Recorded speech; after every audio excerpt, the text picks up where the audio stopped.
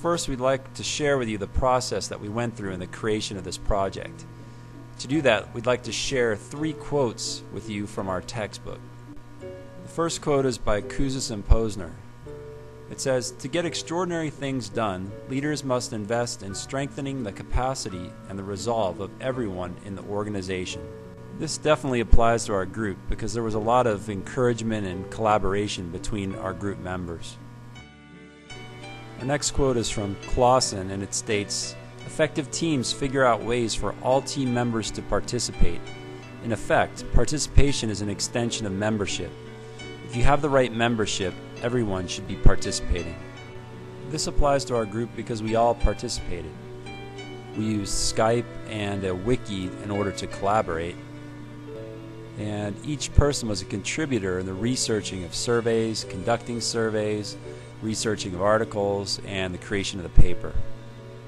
The last quote is by Clausen, and it says that leadership is not a solo act, it's a team effort. And we feel that our project was definitely a team effort.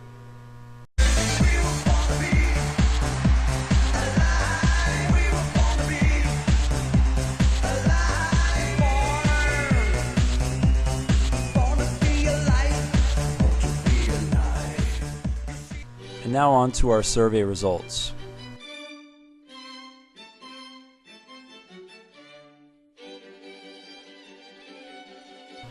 The majority of our respondents were in their first year of teaching at their organization, which makes sense for an induction survey. 75% of our respondents had 4 or more years of teaching experience.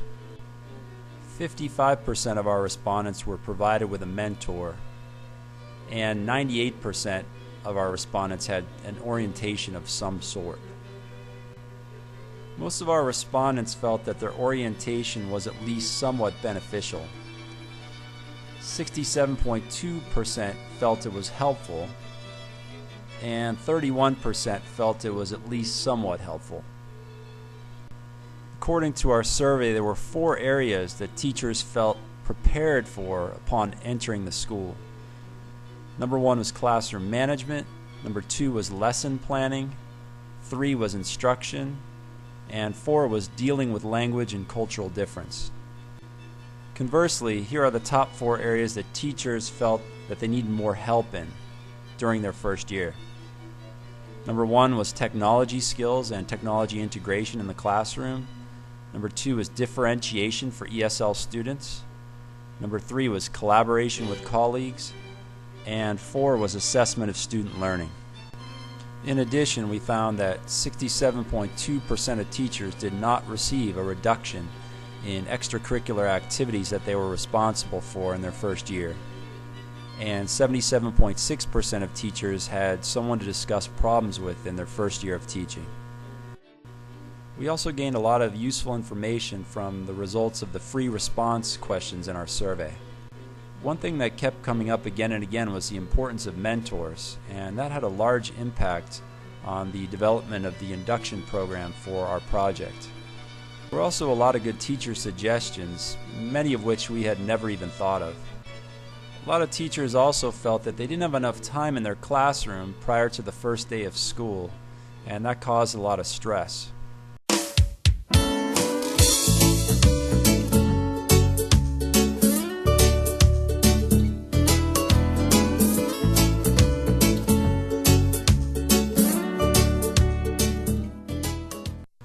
We definitely found a relationship between our survey findings and leadership principles that we learned in this course. We definitely saw a link between the Kouzes and Posner text we used and our survey results.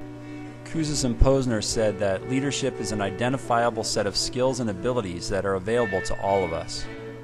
Mentoring programs, which were extremely popular with our respondents, exemplify this quote. In such programs, teachers are given a very important leadership role.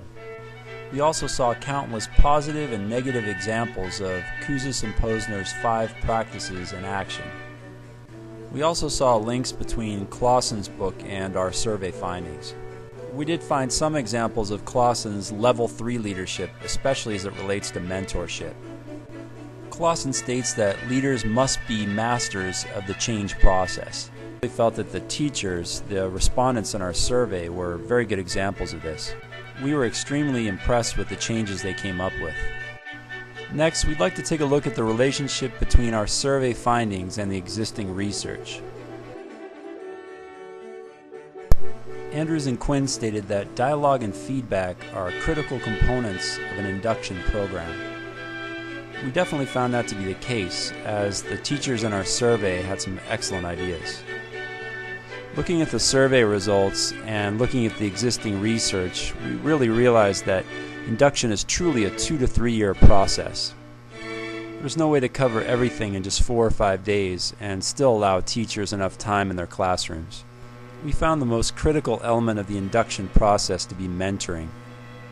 It's amazing that only 55% of our respondents had a mentor when you look at the benefits of mentoring. Those benefits include a sense of common purpose, a positive influence upon teaching practices, greater retention rates, and improved student learning.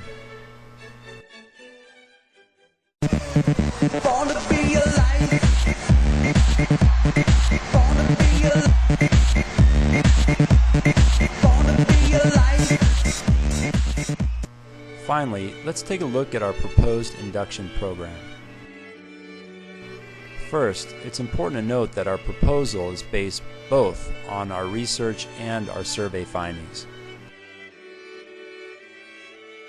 It's also important to note that this plan involves a 2 to 3 year process. Our plan consists of 5 areas, or modules. First is the orientation module, which will allow the teachers to better understand the culture and curricular emphasis of the school. This can also be a time for the school to share strategic plans with its new hires. The orientation module should last about 2 or 3 days. Next comes the instructional module, which focuses on instructional, professional, and curricular developments of the school. Special emphasis will be placed upon ESL strategy and instructional technology training, as these were needs that were highlighted by the respondents in our survey. Mentorship does not involve just randomly placing a new teacher with a veteran teacher and hoping things work out for the best. Instead, it involves a detailed plan of implementation that includes training, time allotment, follow-up, and modifications. Each mentoring relationship needs to lay out specific goals and certainly needs to be confidential. Also within the mentorship module, all the teachers in the school need to participate in a collaborative community, which can include team teaching, integral studies and planning, curricular aligning, etc. The fourth phase is the adjustment module, which addresses work reduction and time release for faculty. New staff members need to have a reduction in their extracurricular activities and in their class and student assignments as well. The veteran teachers who are mentors will need release time as well. The fifth and last module is evaluation. The first part of this module deals with teacher evaluation. Teachers need to be given a clear understanding of the teacher evaluation process at their school. That process should include a professional growth plan, and each new teacher should be given assistance with his or her plan. The evaluation module also needs to include a plan for assessing the induction program as a whole. Such a plan definitely needs to include teacher feedback in each of the 5 modules.